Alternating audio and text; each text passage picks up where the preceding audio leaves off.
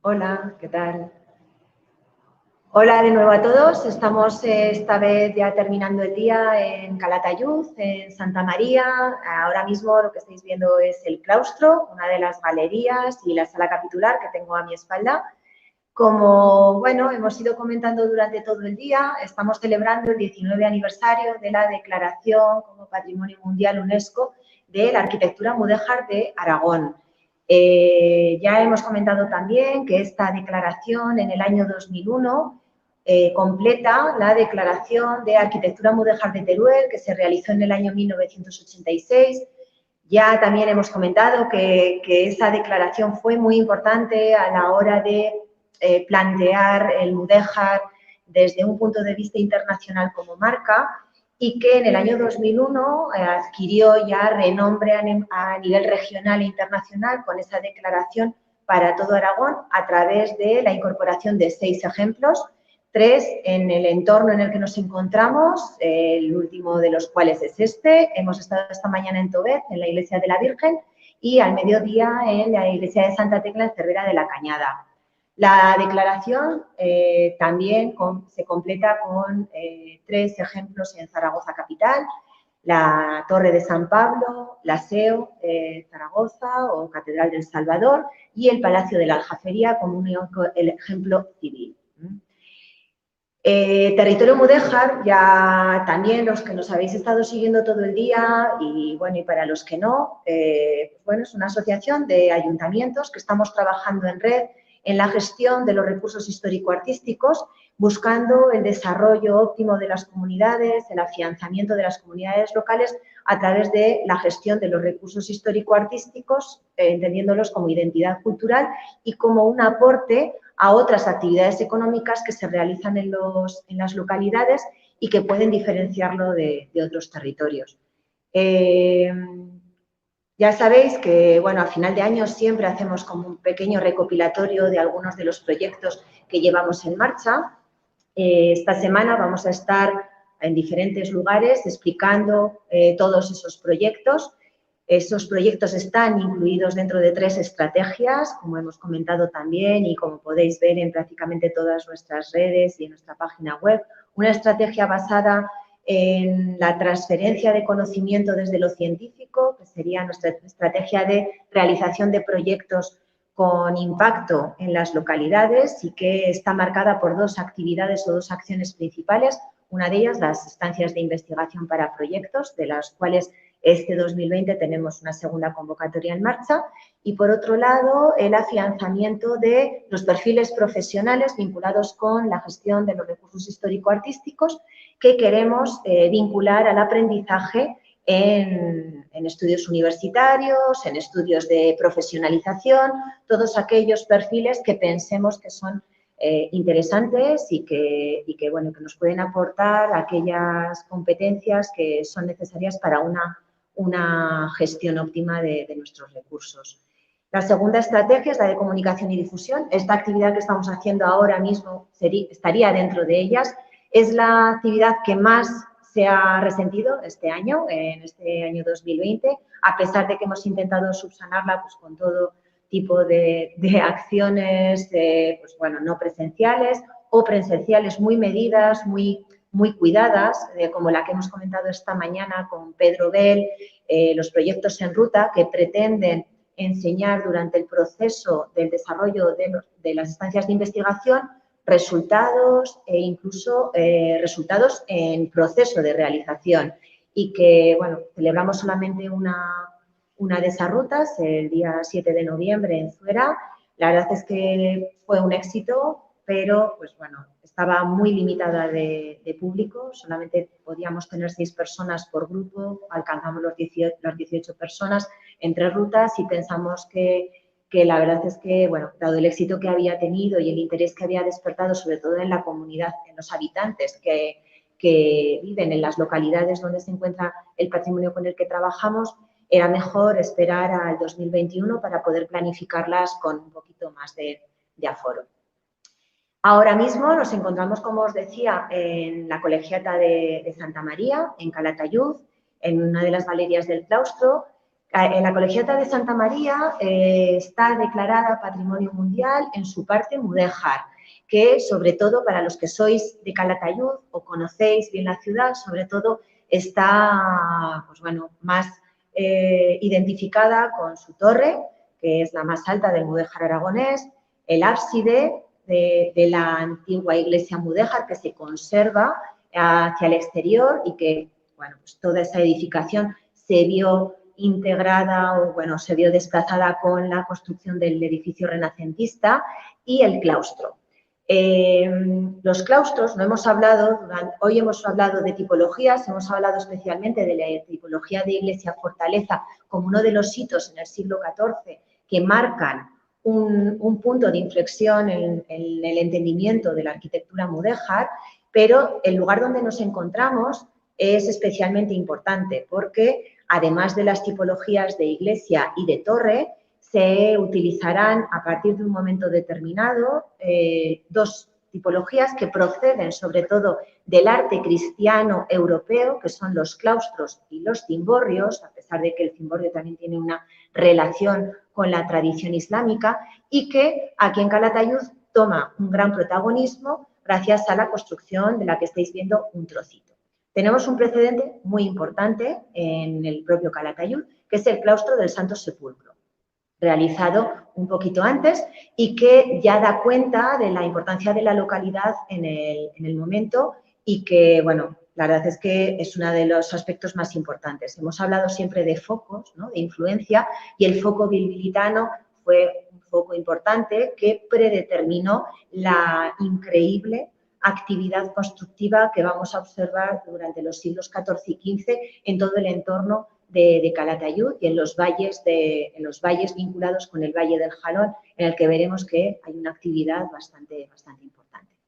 Volviendo un poco a la actividad que hacemos desde el territorio mudéjar, en cada una de las intervenciones, igual que vamos a tener el resto de la semana, queremos tener, bueno, tenemos invitados, ¿no? Es gente que trabaja con nosotros, son esos profesionales con los que estamos intentando hacer una red más activa, más fija, y que están sobre todo vinculados, pues, bueno, a los proyectos de las estancias de investigación. En este caso nos acompaña Luis Agustín Fernández, es el coordinador de uno de los proyectos que se desarrollaron en las estancias de investigación del año 2019, en el que trabajamos especialmente la toma de datos nuevos sobre los edificios a través de implementando nuevas tecnologías, en este caso el escáner 3D, la fotogrametría y toda una serie de tecnologías que nos permiten entender los edificios de una mejor manera o conocerlos de una mejor manera, y que nos va a contar los resultados de ese proyecto, dado que la colegiata, que fue el tercer edificio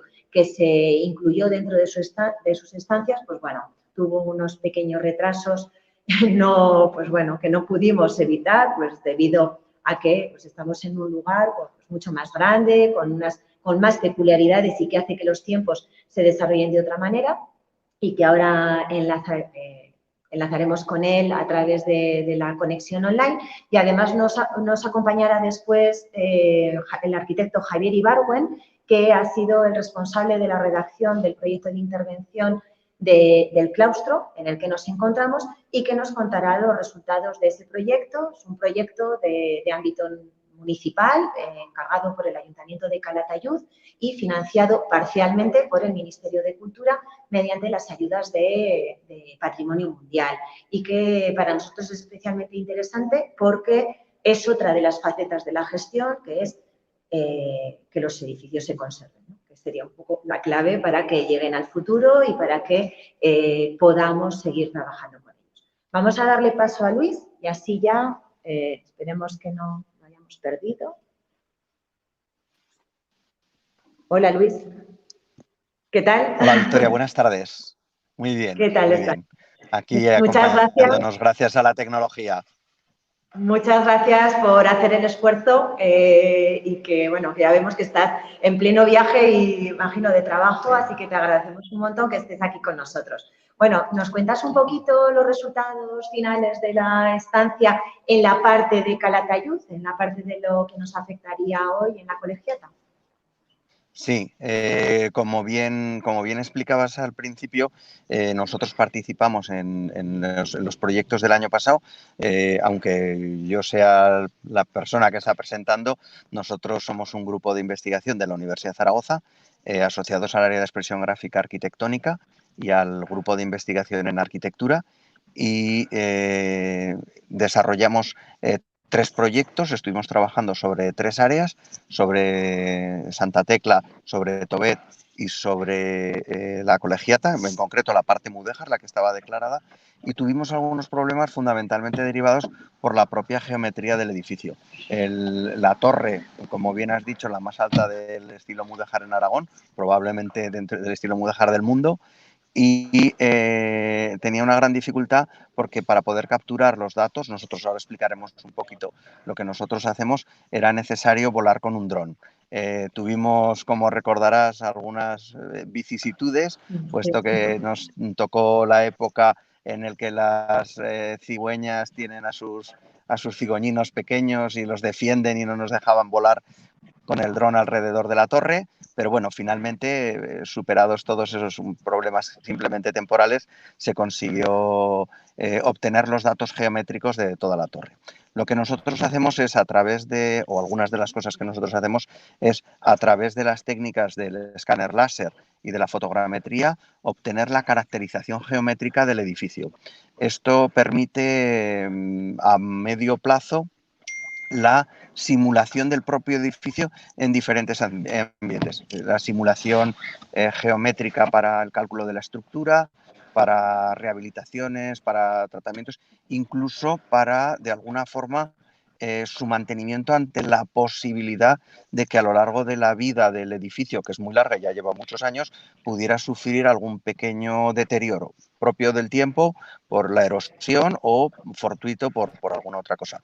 Simplemente a modo de comentario, recordar, por ejemplo, ahora que se está, y supongo que todos los que nos escuchan y nos ven conocerán el caso de Notre Dame, en el que se quemó el entrevigado de la falsa por encima de las bóvedas de piedra y que daba la forma a la cubierta, que era de madera. Pues afortunadamente eso se había escaneado con un escáner láser y ahora se dispone con precisión para saber y poder volver a reconstruir exactamente cómo había sido la composición de las vigas de madera, que aunque la iglesia es medieval, igual que la que estás ahora, tienes la suerte de estar ahí en Calatayud, la de París también es medieval, pero eso se reconstruyó en la rehabilitación que se hizo en el siglo XIX, cuando se colocó el pináculo, obra de Viollet-le-Duc. Bueno, seguro que Javier, cuando hable después de mí, puede precisarlo mucho mejor. Entonces, nosotros hacemos esta captura de datos, obtenemos 6 valores, obtenemos la posición de cada punto y tenemos su posición geométrica, X y Z, y su posición de color. El color va a ser muy importante en la arquitectura, tanto para enlazarlo como para las características propias del material y que nosotros podamos trabajar con él.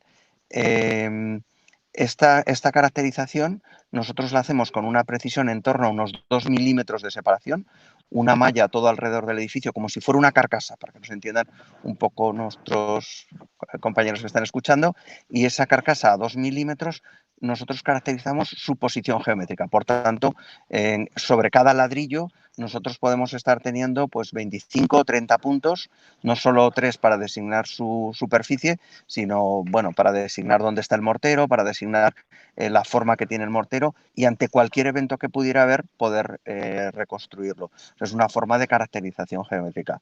Es, digamos, la última tecnología que existe. Hay alguna cosa más depurada sobre cimentaciones, pero es, digamos que para la caracterización del edificio exterior es la forma más adecuada. Esto permite que si se va produciendo a lo largo del tiempo, por ejemplo, dentro de 10 años, otros compañeros, nosotros estaremos en otras cosas, o dentro de 20, al volverlo a hacer, los programas, el software, permite ver comparaciones. Entonces, esto permitiría comprobar si ha habido alguna fisura, si ha habido alguna grieta, por esa precisión que hablamos tan elevada, si ha habido algún asentamiento en donde se ha producido algún deterioro, alguna merma, con lo cual esto reproducido a lo largo del tiempo podemos tener un mapa de cómo se va moviendo, de cómo se va deteriorando o cómo va comportándose el monumento y poder intervenir fielmente, manteniéndolo siempre como el momento en el que nos encontramos. Esta técnica es relativamente nueva. La combinación de fotogrametría y escáner láser en cuestiones civiles como la que utilizamos nosotros hará unos 10-15 años que se utiliza. Anteriormente se utilizaba, bueno, pues para otro tipo de cosas, sobre todo de origen militar, que son los que utilizaban el posicionamiento geométrico, y ahora aplicado al monumento, los que nos permite es tener un gemelo digital del propio monumento. Experimentar con él, simular y hacer todo este tipo de cosas. Muy bien. En el caso de Calatayud específicamente, ahora mismo, ¿qué sería lo que habéis obtenido? ¿Cuáles habrían sido los resultados finales que tenéis? Sí, nosotros tenemos ahora tenemos 2 nubes de puntos. Bueno, tenemos dos conjuntos de nubes de puntos, una extraída del láser y otra extraída de la fotogrametría. Creo que, si no recuerdo mal, con unos 127 millones de puntos, para lo cual tenemos un ordenador un poco apropiado, puesto que con un ordenador convencional no se puede mover tanta información. Y estamos generando la malla, o sea, para que nos entiendan un poquito los compañeros que nos escuchan, cada punto separado aproximadamente 2 milímetros, con una densidad mayor a los 2 milímetros cuando nos encontramos con una escultura, con un elemento ornamental que necesita una mayor precisión. Tenemos cada uno de esos puntos y desde esos puntos, esa nube de puntos que está en el... Te hemos perdido, Javier. Luis, Cortado. perdón. Se ha cortado perdido. por un momento. Sí. Te hemos perdido un momentito, A ver. Sí, nada. Ahora no te vemos, pero en fin. ¿Me escuchas ahora? Si quieres terminar. Te escuchamos, pero no te vemos, sí. Si quieres, nada, termina y concluye, vale, pues, y así, sí. pues bueno. Lo que te decía es eso, que tenemos hecha lo que es la nube de puntos. Ahora estamos haciendo la malla, que es cada uno de esos puntos encuentra los puntos más cercanos que tiene, los 2 puntos más cercanos, y hace un triángulo, lo caracteriza con color, y con eso estamos teniendo lo que es la malla, que ya es una superficie con la que podemos nosotros trabajar. El siguiente paso que daríamos sería esa masa solidificarla, esa superficie solidificarla para tener un sólido. Cuando tengamos el sólido le daremos características físicas, en este caso ladrillo, mortero, lo que tiene, y con eso ya tenemos la réplica exacta con características físicas iguales que el modelo original. Muy bien, pues muchas gracias, Luis. Ya sé que estás haciendo un esfuerzo. Ahora solo te oímos, no te vemos. Así que ahora ya, por lo menos nos podemos despedir. Bueno. Nada, eso. Muchas gracias por entrar en directo y nada, y bueno, próximamente enseñaremos los resultados de Calatayud. Sí. En breve los mostraremos, pues bueno, cuando enseguida, ¿no? Que los tendremos. Además, al ser de los 3 ejemplos, al ser el más grande, yo que he trabajado con él ya, eso queda mucho más espectacular quizá que los otros, porque te puedes meter por dentro y ver más cosas. Claro. Muy bien, pues muchas gracias. Nada, te puedes quedar si quieres con nosotros, pero sí que te voy a pedir que te quedes en segundo plano, ¿vale? Para que podamos estar aquí con Javier, ¿vale? Muchas gracias, por De acuerdo. todo. Muy bien. Hasta luego. Hasta luego. Adiós. Necesito que te quedes en segundo plano. Ya estás. Vale. Gracias. Muy bien. Bueno, pues nada, ahora vamos a estar con Javier Ibargüen, empezamos con él aquí en Calatayud. No te vemos muy bien, vamos a ver si podemos ponerte un poco de foco y acercarte un poquito más. Ahí, mejor, ahí, perfecto. Y bueno, pues, Javier, la verdad es que, bueno, pues es un viejo amigo también y forma parte del Comité Científico de Territorio Mudéjar.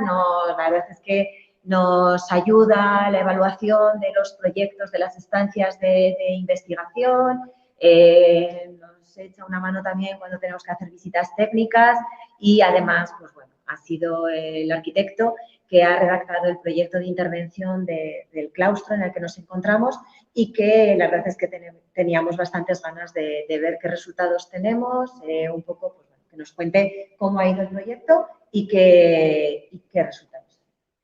Muy bien, buenas tardes. Bueno, por enlazar con el compañero y amigo Luis Agustín.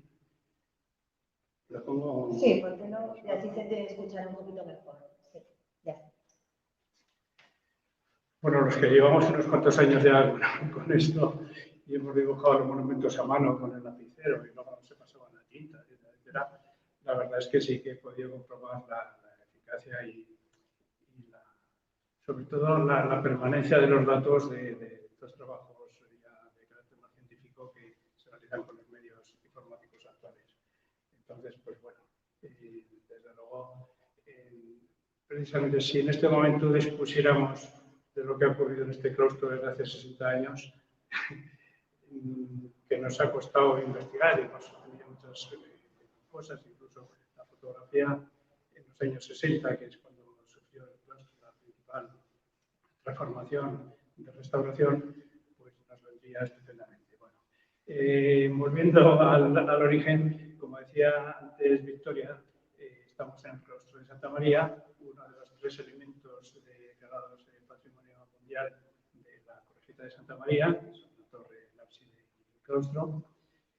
Claustro que se sitúa a primeros del siglo XV, autores que lo sitúan más a finales del XIV, pero bueno, siempre indicando con la, como decía Gonzalo Borrás, con la intervención de Mahoma Rami, pues siempre lo situamos más dentro de las primeras décadas del siglo XV. El claustro es un claustro mudéjar equiparable por la contemporaneidad con el Santo Sepulcro y el Santo Sepulcro de Zaragoza, aunque en este caso pues, ha perdido las tracerías, cosa que ha ocurrido muy a menudo en los claustros. El claustro, pues a lo largo, estamos hablando de más de 600 años, lógicamente han pasado muchísimas cosas en él. De las últimas que tenemos datos, y ya trasladándonos hasta prácticamente el año 1960-62, donde Ramiro Moya, un arquitecto del Ministerio, efectuó una restauración que supuso una transformación importante de la construcción.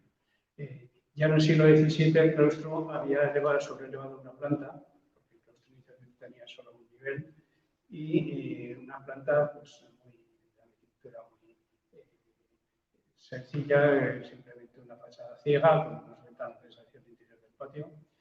Y ya en la restauración, entonces, como decía de Ramiro Moya, pues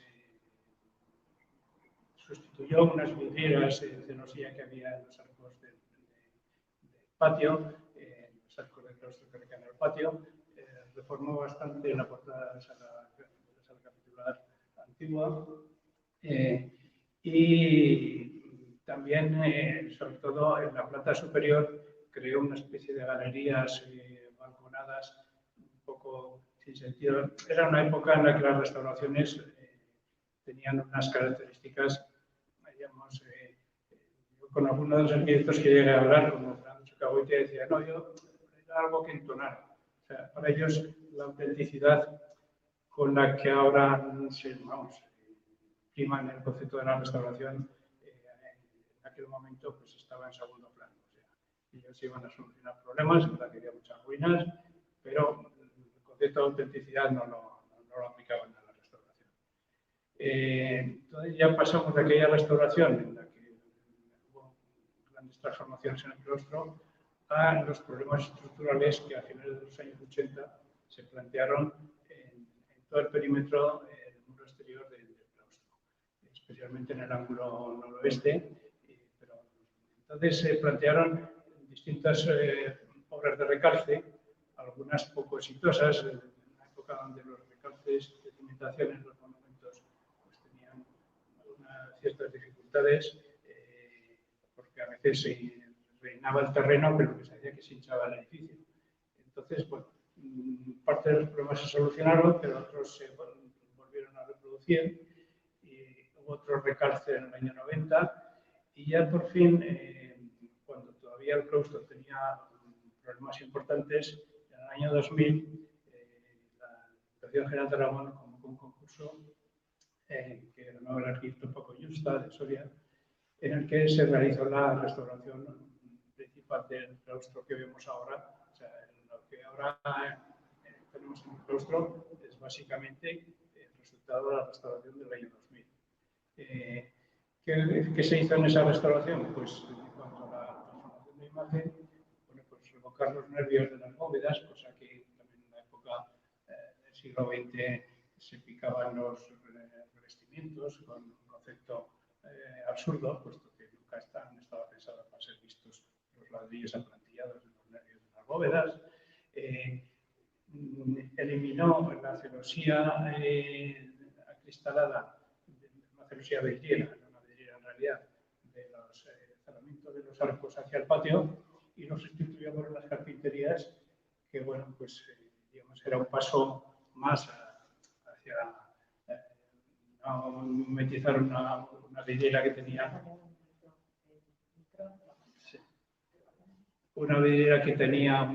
podía confundir en cuanto a su autenticidad, pero bueno, pues completó, se realizaron las instalaciones y poco tiempo después ya en su restauración ya pensaba que aquí se iba a poder instalar un museo. Entonces, no verán, en el año 2006 se instala el museo en la planta inferior con la intervención de Wilfredo Rincón como historiador. Y poco después, ya en el año 2011 o 2012, se completa el museo en la planta superior. ¿Qué ha ocurrido a lo largo de este tiempo? Que estamos hablando del año 2000, en el que se realizó la restauración fundamental. Pero ya 20 años después nos encontramos que el cerramiento de los arcos del claustro y el nivel de humedad y la falta de climatización que lógicamente tiene este edificio, puesto que sería costosísimo una climatización general, pues ha creado una cantidad de humedades que se detecta perfectamente en el desprendimiento de la inmensa mayoría de los revocos interiores. Revocos de yeso que al ser microscópico terminan desprendiéndose del soporte, al margen de que todavía podemos observar algunos revocos de cemento, un material que lógicamente en los monumentos no se debe emplear en ningún caso por la salinidad que crea. También problemas de humedad y capilaridad, algún problema estructural en la esquina noroeste que todavía no se solucionó con los recalces consiguientes, problemas de evacuación de aguas del patio del claustro. No hay una evacuación de agua, sino que las aguas se caen del tejado por gravedad hacia abajo y manchan las paredes. Hay grandes problemas también, y luego esas paredes trasladan la humedad hacia el interior. En fin, pues en el proyecto que surgió a principios del año 2020 con la seguridad del Patrimonio Mundial, pues se han acometido todos estos temas.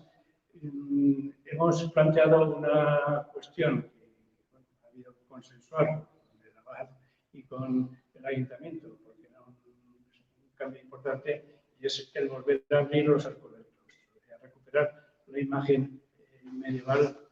Si este claustro está declarado Patrimonio Mundial, es por su valor como construcción medieval. Entonces, no solamente por la cuestión climática, que desde luego si no ventilamos jamás conseguiremos eliminar la humedad de aquí, sino que también por plantear que se entienda mucho mejor cómo era el claustro medieval.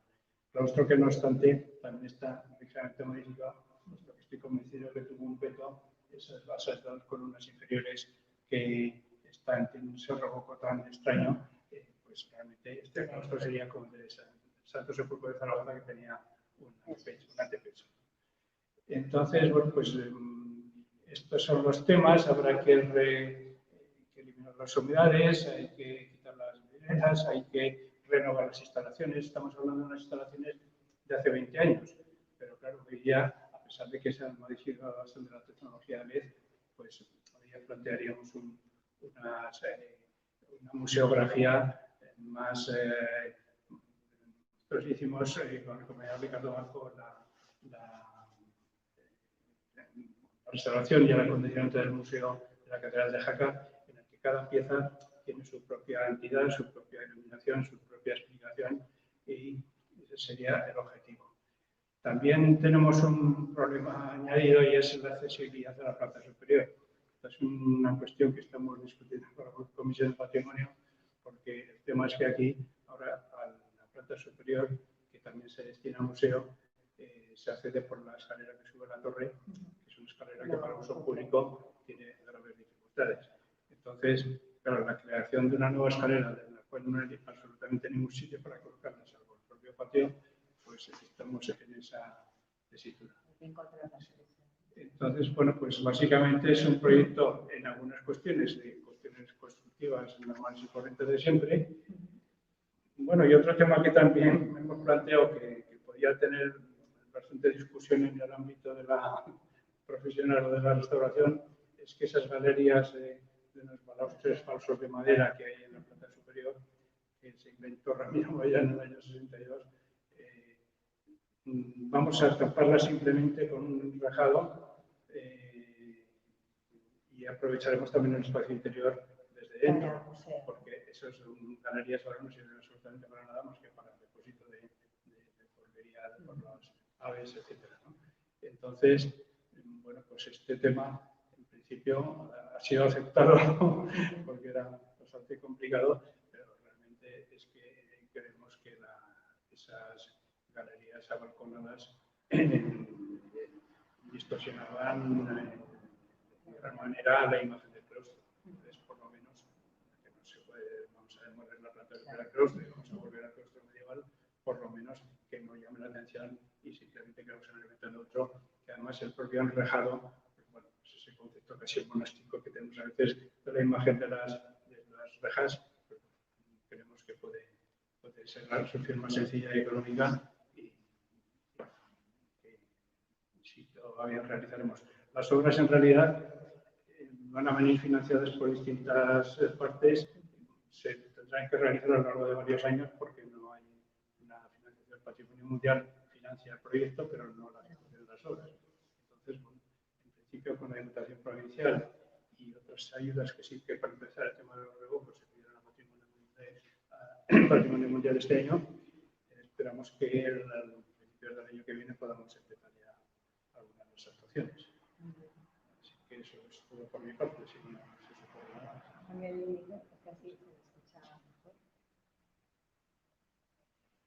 Pues muy interesante, la verdad es que, bueno, nos interesa, ya sabéis que, bueno, que lo que hacemos es hacer seguimiento de los proyectos, seguimiento de los edificios, cada uno tiene una circunstancia, una situación específica, cada uno lleva unos ritmos a la hora de luego plantear determinadas acciones.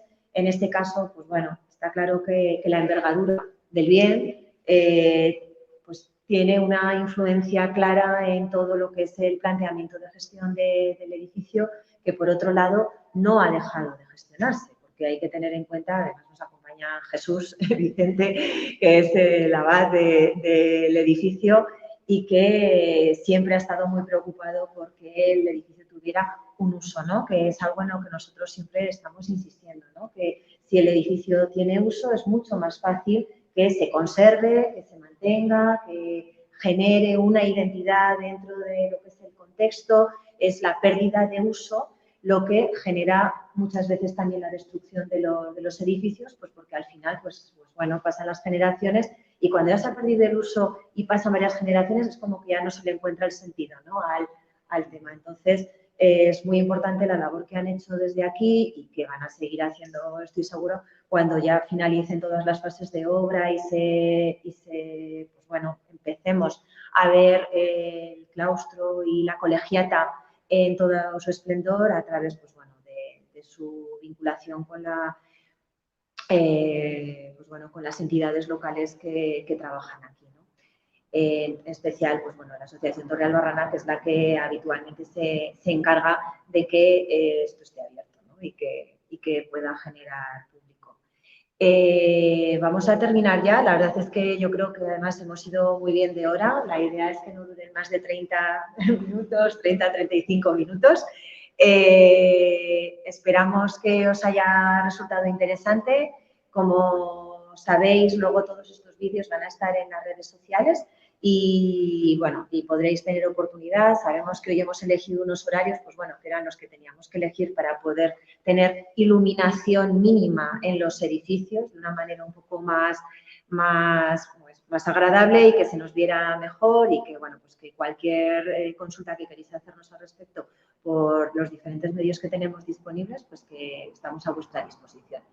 Os quiero recordar también que toda la semana vamos a estar haciendo emisiones en directo desde diferentes lugares. Mañana estaremos en Ricla a las 10, en la Iglesia de la Asunción, y que nos van a acompañar los estudiantes del programa Desafío del año 2020 y nos van a contar los resultados del proyecto que han estado llevando a cabo desde agosto. Mañana finalizan, además, precisamente sus prácticas. Queríamos darle un cierto cierre, ¿no?, a lo que ha sido su trabajo y esperamos que, bueno, pues que nos acompañéis tanto en directo como en diferido posteriormente. Muchas gracias y hasta pronto.